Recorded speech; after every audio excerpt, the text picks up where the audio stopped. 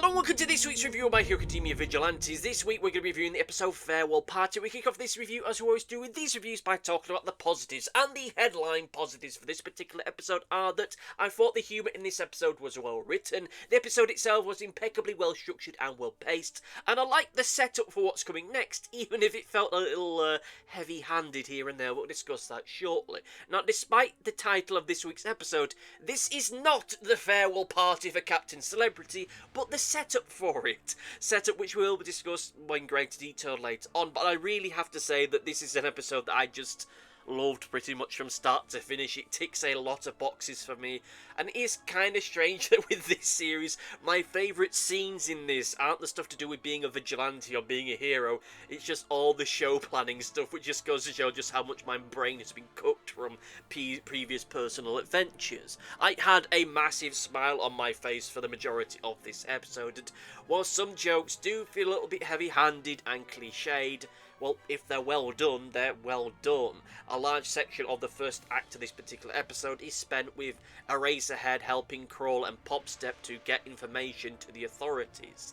There was a part of me that was just thinking that, you know, these two are just bumming around, not really paying attention to what's going on around them. But no, they have been paying attention. Not only that, it appears they have footage of some of their escapades, and they're going to hand that over to the authorities to help them with their investigations. And naturally, we get Crawler and Popstep trying to downplay their involvement with it.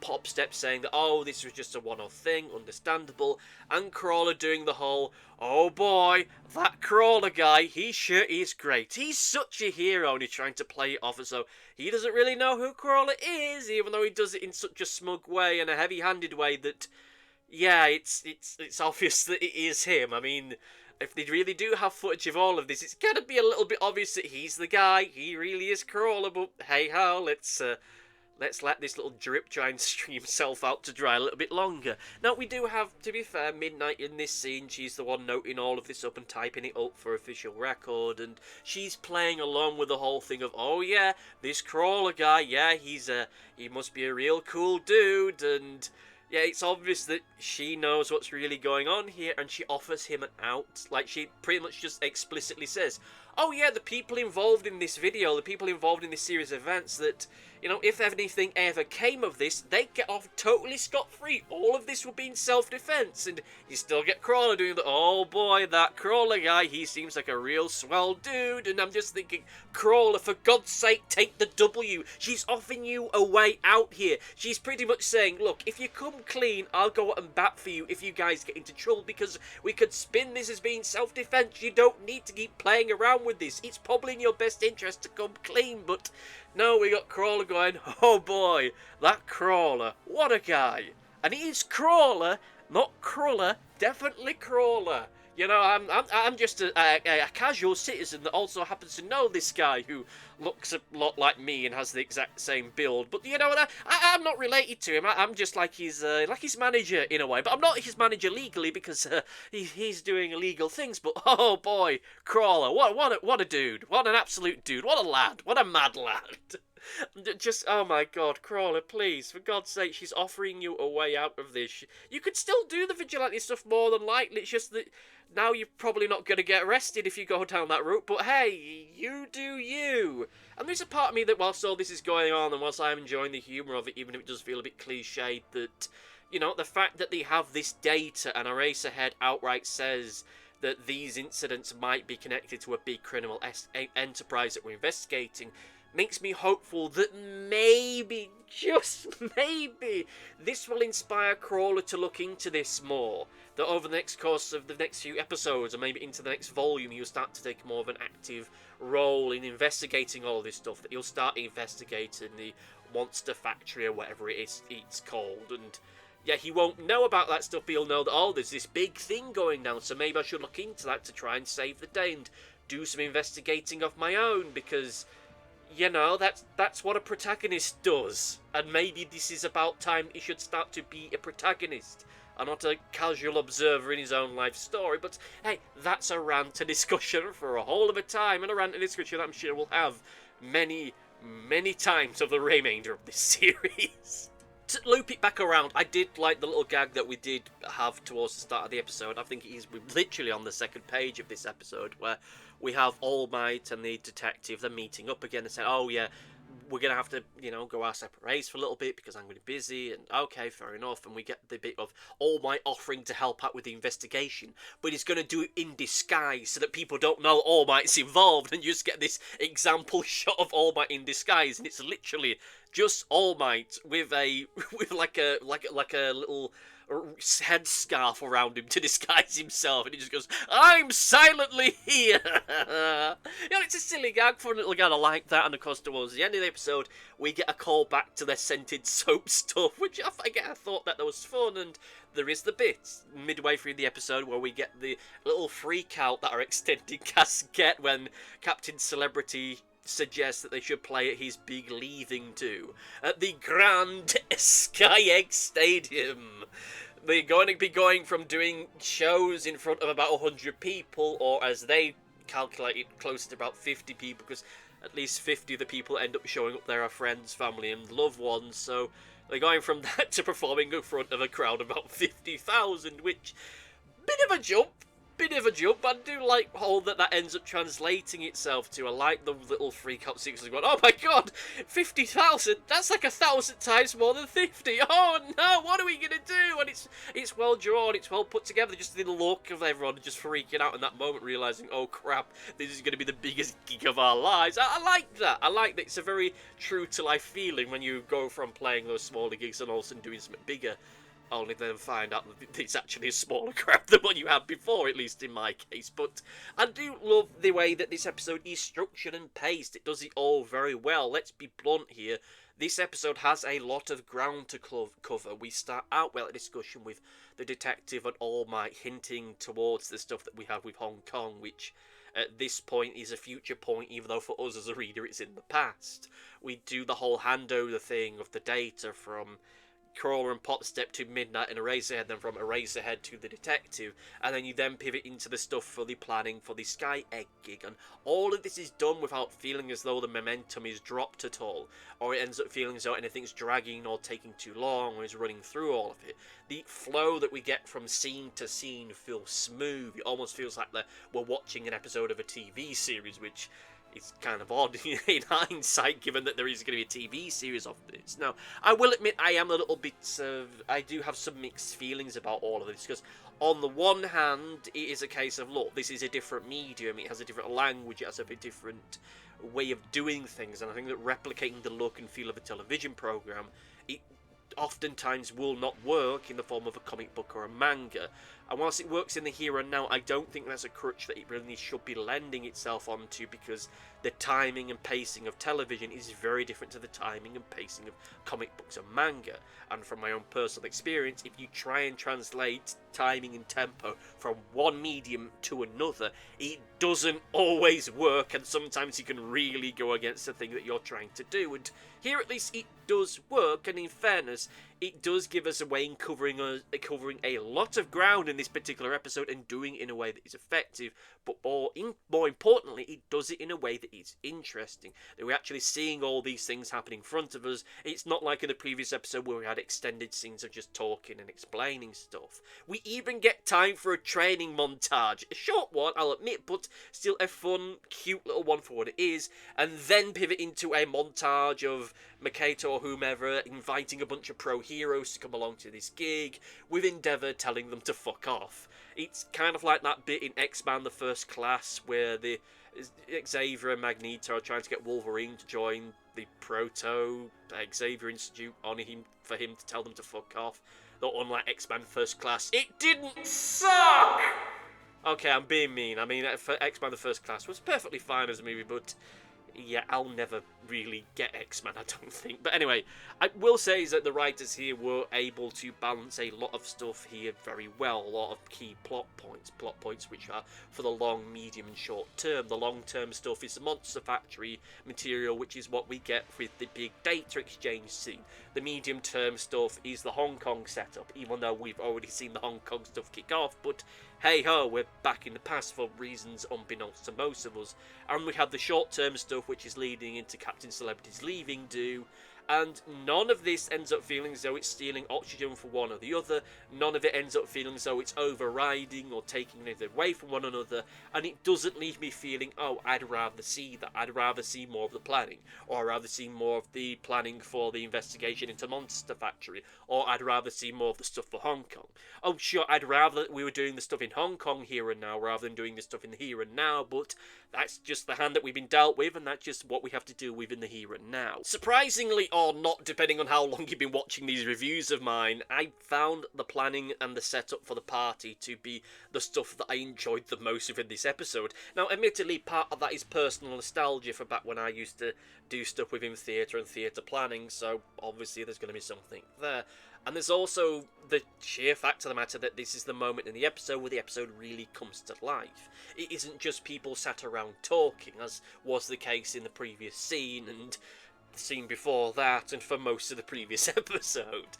It has some people sat around talking, and others standing about panicking. And in and of itself, all of this stuff of them planning and trying to come up for it is stuff that I just find fun. I find it interesting. I find it engaging and endearing, because for a lot of these our extended cast, this is the biggest gig of their lives. It gives Popstep an opportunity for a major moment in her life story, and a moment for potentially great character development as she goes from this person who was doing these crappy little spontaneous gigs on the side of the road to then going to doing gigs at a supermarket to then doing a performance in front of 50,000 people. It gives Captain Celebrity a chance for him to show us who he really is if shit goes down and this turns into some kind of big supervillain invasion thing, which is definitely the implication that we've been getting for the previous episode.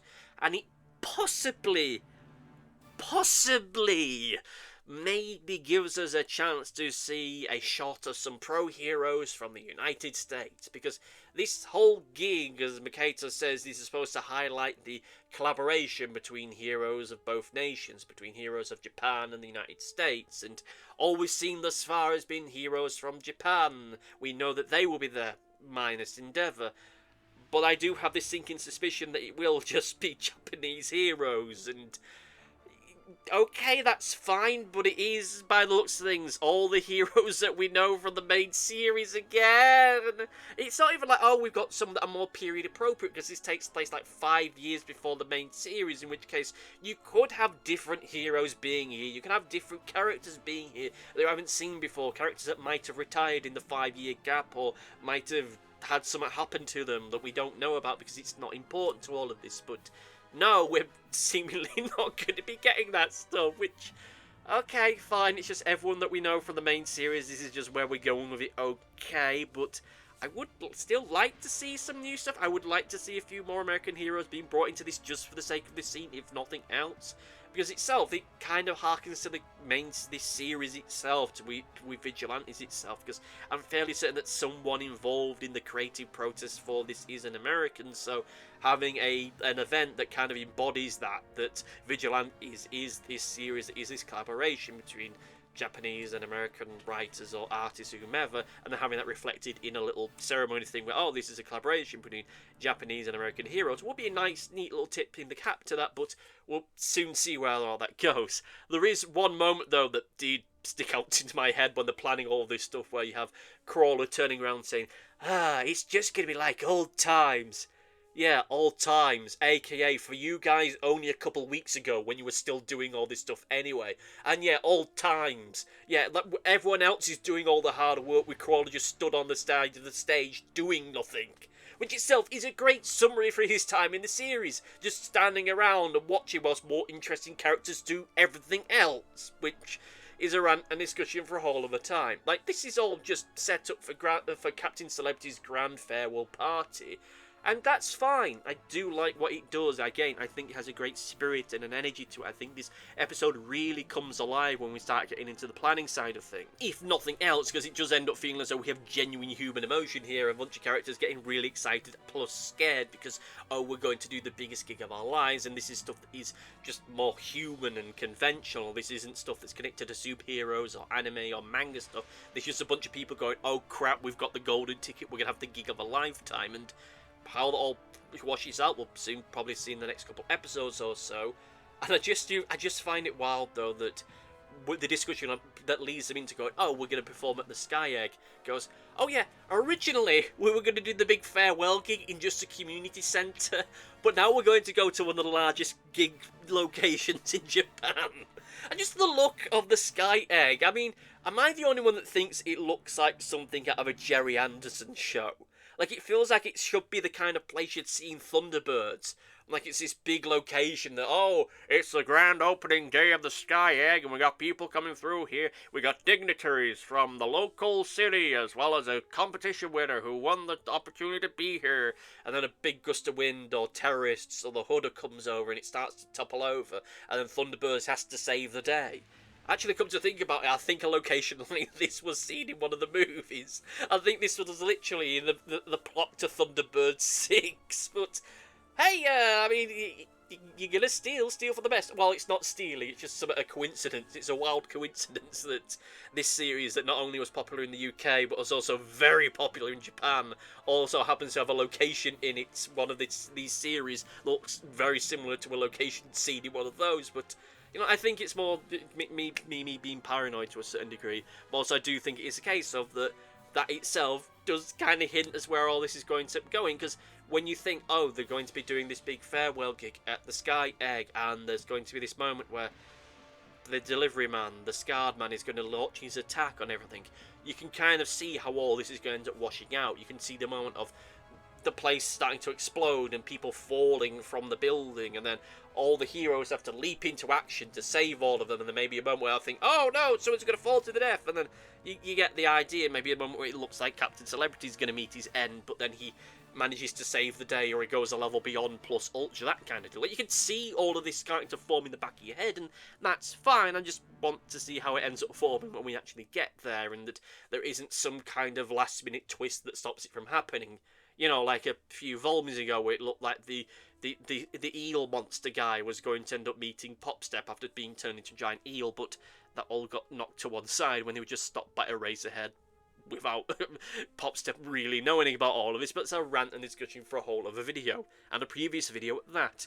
Now we're getting to the negatives, and I will just say I don't have much to be critical of, but I do have one major issue with this episode, which is the fact that this whole scene where Popstep and Crawl are handing the data over to Midnight and Eraserhead, and then Eraserhead's passing that information off to the detective. I found the editing of that really disorientating. It wasn't a case of, oh, here's a bit with Popstep and Midnight, and now here's a scene with Eraserhead and the detective. No, it kept jumping between them, and there wasn't really much done to create a greater sense of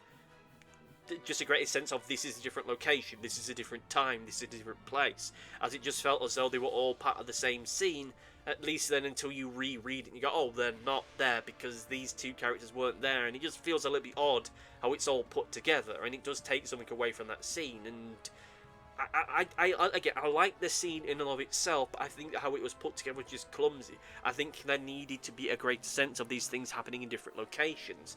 I mean, hell, they could have literally have just had it that it happened in different rooms, and that itself would have been enough. In the bit where they're handing the data over to Midnight, it could have been in an office, and then when they're handing it over to the detective, it's happening in the storeroom. That itself would have at least done a little bit more to make a difference between all of this. But anyway, we now move on into the overview, and I have to say I really did enjoy this episode. I had a smile on my face pretty much from start to finish. Yes, there's some aspects of the editing and the presentation I don't like, but I do like where this is going, and I hope that it sticks to the landing with all this, and what we get next is going to be entertaining and fun. But we'll soon see about that. But between then and now, it's time for Comment Corner! It's time for Comment Corner. Here we are with Comment Corner, back once again, where we're talking about the comments from the previous video in this series, which was a review of Christmas Eve Hero. Once more, we have Big X1 back again, who says, I said things would turn around, though I have read ahead. I like this one, it was fun. Thank you for your comment. This, of course, referring to the Christmas Eve Hero episode review. And yes, it was a lot of fun. I'm happy to see that things are starting to turn around. I don't want to be premature and say, oh, happy days are here again, I'm going to be enthralled and enthused with this series going through, but I hope that we're getting somewhere now. It looks as though we're going to get into something that maybe, just maybe, Crawler will actually have a hand in, being involved with and won't just stand on the sidelines looking like a startled cod, or whatever it was I said about him in a previous review. But anyway, let me know what you thought about this particular episode in the comment section down below. Let me know you're enjoying things. Are you excited for the upcoming series? Let me know and you'll get read out in a future show. But between then and now, I say thank you all for listening and see you next time. Goodbye! Thanks for watching. Be sure to like, favourite, subscribe, click the bell and do all the YouTubey stuff that YouTube wants you to do. Go on, it'll do me a power of good. Until next time, my friends, goodbye!